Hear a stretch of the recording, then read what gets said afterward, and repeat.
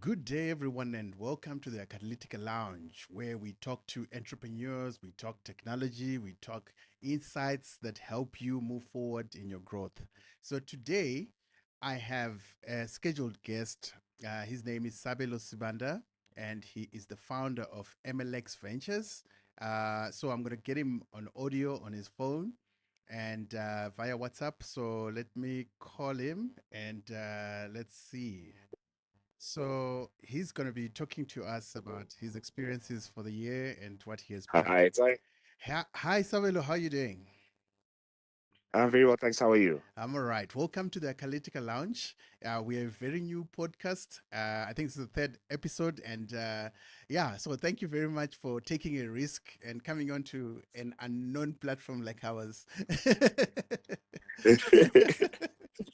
It's crazy, eh? So I mean, we have to jump onto the podcast bandwagon, eh? No, thanks so much for having me. I really do appreciate it. Yes, yes. No, thanks a lot. I know it's Boxing Day and you should be chilling with your family there, and but I literally hijacked you, but thanks a lot. I appreciate it. So yeah, tell me more about your MLX ventures or anything that you're working on. What have you been working on in 2024 that we can maybe talk about, and every other thing that we're going to look at today? Yes, sure. So MLX Ventures is a venture studio in which we build machine learning and blockchain powered startups. We deliver these solutions in the form of an enterprise SaaS model. And we've managed to kind of build five and commercialize three Wow. of our startups. And very, very challenging 2024. Hopefully, we'll reap the dividends thereof in 2025 and beyond. Wow, interesting. So how do you get your pipeline for MLX Ventures? Is it people that approach you, or is it people in a certain maybe ESD program? How do you get your ventures that you work with? Yeah, coincidentally, it's quite the latter. We are in an ESD program with PricewaterhouseCoopers. Hmm. So besides just the ESD program that we have with PwC, we have a joint business relationship with them, a JBR, in which we're able to supply our goods and services Hmm. to them and their clients, not just in South Africa and beyond. So from a pipeline point of view, or Mm. more importantly, an ideation point of view, we kind of figured out exactly what these consulting firms required, and then we built solutions that were inclined. Wow, wow. Also, you built and then approached them, or you maybe found out what problems they were having and built. How did you do it? How did you come up with the whole workflow? So it's a bit of both. Depending on the exposure we get, obviously there is confidentiality in many cases as far Mm. as the problems that uh, either corporate or public sector are facing. But Yeah. when it is readily available, we then have said access to be able to come in and say, hey, folks, we have a proven sort of methodology of not just building a solution, but a fully self-sustained kind of business that can be, purchased through an acquihire. Uh-huh. And PwC's clients are then able to make use of said solutions. Nice. Okay, let's just take it back. I think we just jumped into the serious stuff, right? Because I think uh, you and I are both part of the Founders Cartel, which is a group of founders that just meet up maybe every quarter or as and when required. And we discuss our challenges, we share opportunities. And yeah, as you know, entrepreneurship is quite a difficult journey that you actually need a whole community around you to be able to share opportunities and tribulations. So tell me, in terms of founders cartel, how has it helped you? What is it that you've actually benefited from it, and what have you brought to the table in terms of that community? Wow.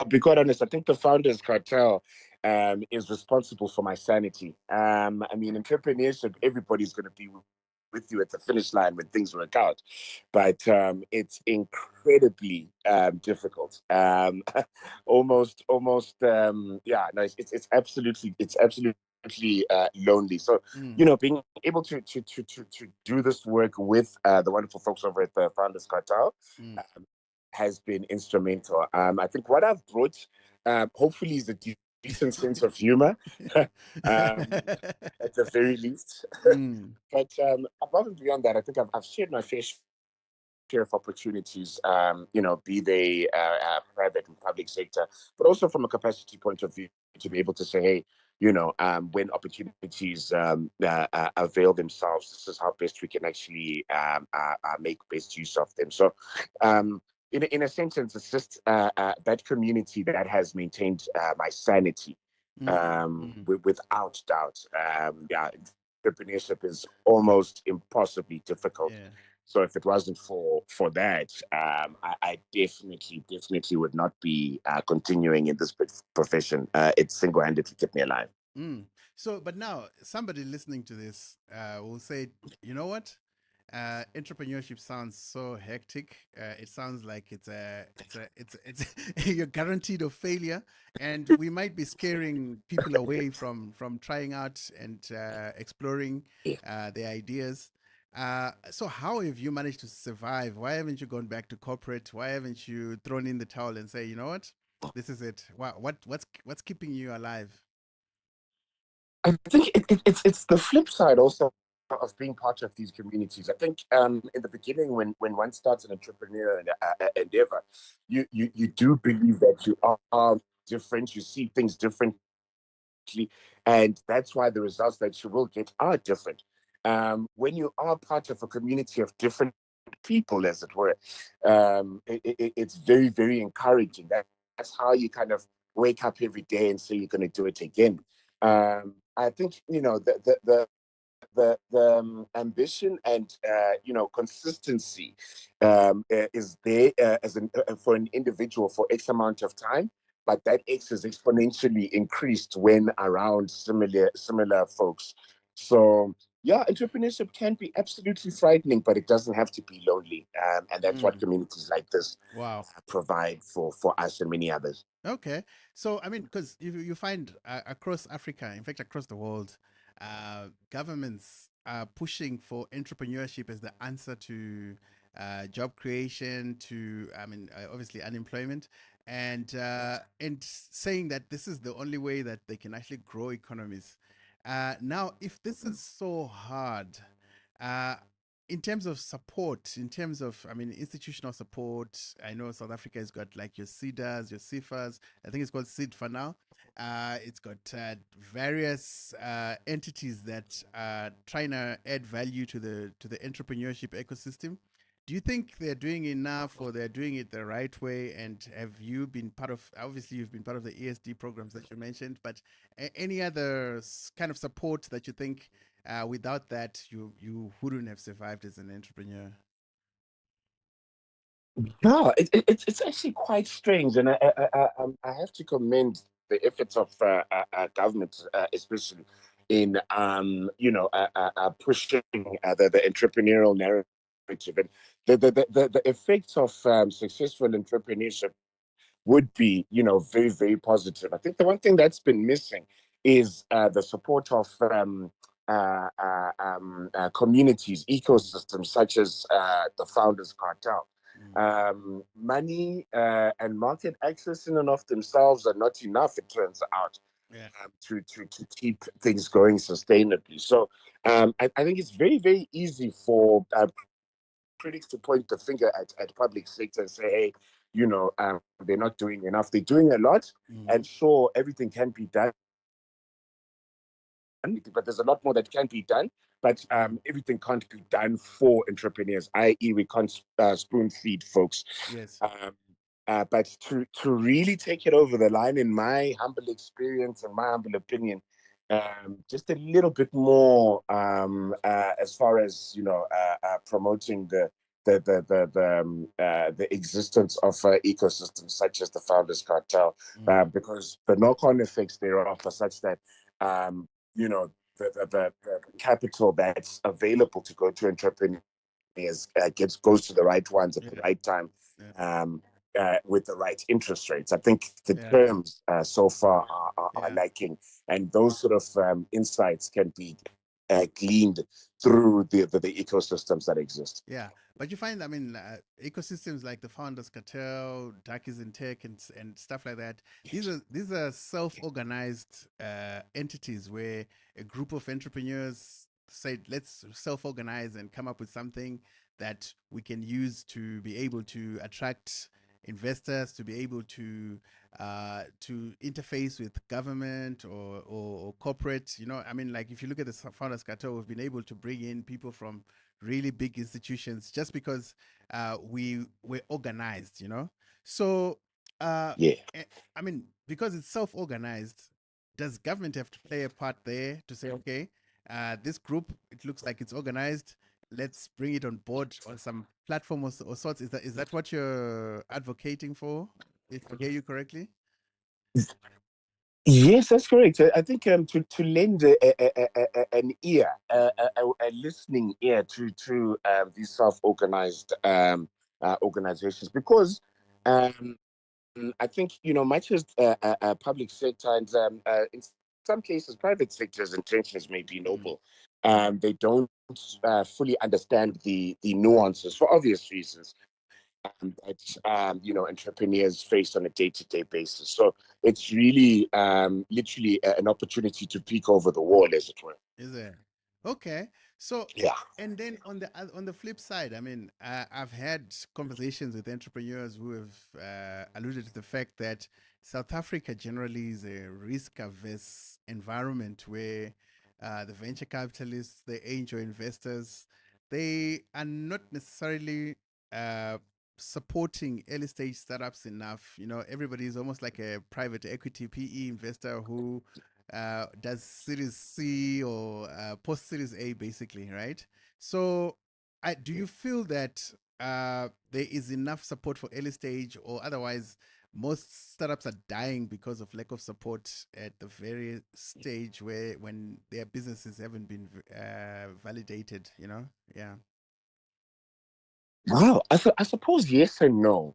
Mm, In a B2B or a B2G perspective, there's just an incredible amount of money that is seeking alpha. I mean, I find it just impressive on a daily basis. mm, B2C, however, there's a huge opportunity for early stage investors to come to the party and mm, get involved. Of course, we're now looking at different ways to scale businesses where it's such that we don't have heavy dilution earlier on, and we're not trying to create yeah, unicorns, but yeah. zebras, I believe the terminology is now. I I think they're think called gazelles. I gazelles, yeah. think. Not unicorns, I gazelles. lose track of the terminology.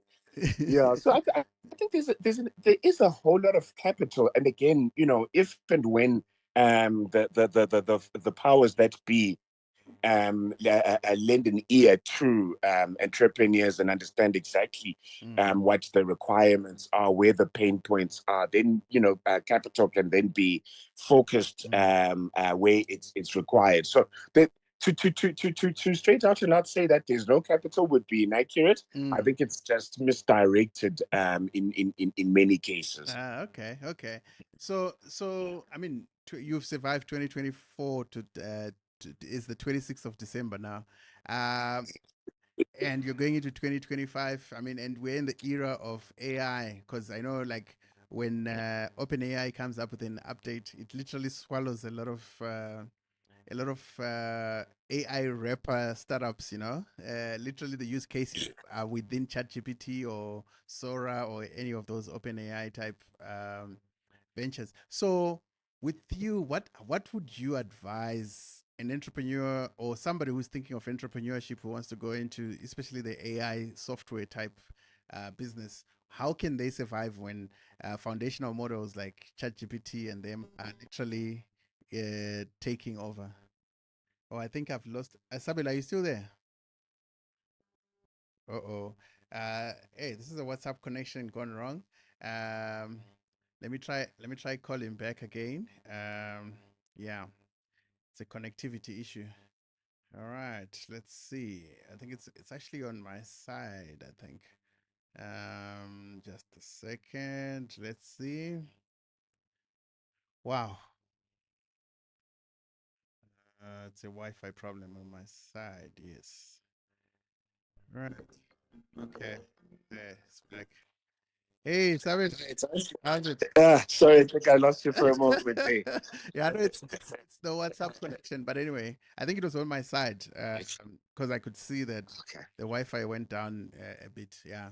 Okay, so I was saying in the AI era where oh man, this connection is bad. Eh? Can you hear me though? Yes. I know I can hear you now. Okay, okay, perfect. Sorry about that. Yeah, so I was saying, No. um, AI. I mean, when OpenAI comes up with an update, it literally swallows a lot of startups, especially the ones that were having maybe one unique use case, and maybe they were just an AI wrapper on top of OpenAI. So that means that it renders them useless. So, what do you think about that? I've lost him again. Oh my word. This is crazy. Uh okay, so I guess WhatsApp is okay because it's not a Wi-Fi issue. Okay. Let's see. Let's try again.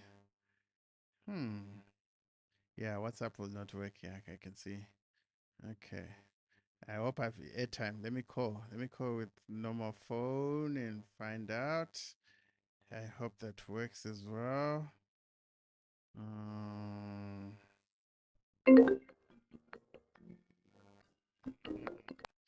yes, Sabelo. Hey, It's all right. it's proving to be hectic, eh? Yeah, no, definitely. But it's I fine. It's fine. was about to give you a normal call. I was also about to give you a normal call. So since you're a guinea Okay. since So you're do a guinea we pig, pick it up from the yes, last question? yes, please, yes, please. Okay, sure. Then I'll just jump right into it. Yeah. Yeah, I think there shouldn't be. I used to have almost a crippling fear Mm, around building solutions that are, for lack of a better term, API wrappers. yes. I think with enough of a value add atop that, there's enough differentiation to create something that will sustain. Technological leaps. Now, of course, Yes. first prize would be, of course, having proprietary solutions right from the beginning, but Mm, in many cases, that's not feasible. mm, So I think to really look at a business case above and beyond mm, the immediate sort of deployment, I think that's also some of the Open AI team and Sam Altman most outspokenly mm, is ambition to grow the ecosystem. Of course, they do have the ability to then usurp said startups, but I think there's quite a bit of defensibility around building value added services around the tech. So um, yeah, I'm a lot more bullish than I've ever been around API wrappers, as it were. okay. So if you're telling someone who is non-technical, but maybe just has found a problem in their community, and feels that AI has a solution, is it what can you tell them to say how can they start? What should they do? Like because there's so much information out there and it can be confusing. No, definitely. I think obviously research is the first thing to do. In order to actually start leveraging the tools that are available, there has to be kind of a use case to literally put into a search bar. How can AI or machine learning specifically be used to make my life a little bit easier. Obviously, Mm, the stuff that we're building is more along the lines of autonomous agents, etc. yeah. Where we're looking to automate workflows. Mm, That definitely would be first prize. I'd kind of point everyone to our website. mm, um, but for content generation, etc., there's some really cool models available off the shelf Mm. that they can check out. So a simple Google search would yield some Perfect. decent dividends. Wow. Okay. So yeah. So and with all you're doing, what are you expecting in 2025 from your side? What are your goals? What are you aiming to achieve? And who out there can Yes. help you achieve that? Yeah. Yeah, right. So from a 2025 point of view, the goal is rapid scale. There've been a lot of conversations that we held in 2024. We just needed to survive this year. We bootstrapped, really didn't take any diluting sort of capital. Mm. And yeah, literally just set up some really nice agreements to ensure that 2025 and beyond are quite fruitful. So, yeah, I'd say literally from the month of February, Mm. keep a close eye out on MLX Ventures and our portfolio companies, Mm. whether we wholly own them or own significant percentages in them. There's Mm. been quite a bit of growth, not just in feature sets, but literally, agreements with potential clients in private and public sector. So it's that year that we just hoped we Yeah. could survive through, and yeah, we crawled across the finish line, and yeah, no, we're quite excited about 2025 and beyond. Nice. No, thanks a lot, hey. Thanks for agreeing to be the guinea pig. And as we are starting on this podcast today, you can see it's unrefined. So now at least I got feedback that WhatsApp is not the best channel to use. I should just use the normal phone. Okay, so Awesome. that's a data point. And yeah, and thanks a lot. I mean, for just jumping in and telling us what you guys are doing at MLX Ventures, and also just a bit of advice to people that want to go into the entrepreneurship route. I really appreciate it, and hopefully when we've grown as a platform, we're going to call you back for a proper structured interview with with the No, proper tech. superb. I absolutely enjoyed being involved in the early stages, the scrappy times and that. It's just so exciting for me. So it's yeah, I feel very fortunate to have been invited by yourself with all the work you do for the ecosystem. Thank you so much, good sir. I really appreciate it, man. Sure. Thank you very much, and enjoy the rest of your holiday. All right. Cheers, eh? Awesome, man. You too, hey? Okay, bye. Cheers, eh? Bye. So thank you very much. Okay, that was Sabelo Sibanda, founder of MLX Ventures. And according to the description here on the Founders Cartel website, it says that MLX Ventures is a venture studio that builds generative AI and blockchain powered applications for enterprises and the public sector. Our solutions are deployed through a SaaS model and customized for specific use cases. So you can visit them on mlxventures.com and see what they can do for you. If you're planning to start something in using AI or blockchain, please do contact them and just brainstorm and see what you can co-create with them, and hopefully that will be the kickstarting of your entrepreneurial journey. So thank you very much for coming to the Akalytical Lounge. Uh, as you can see, we are still studying and it's a bit scrappy, but I promise we're going to improve with time. Thank you very much for your patience and for listening up to this point. We appreciate it. Thank you.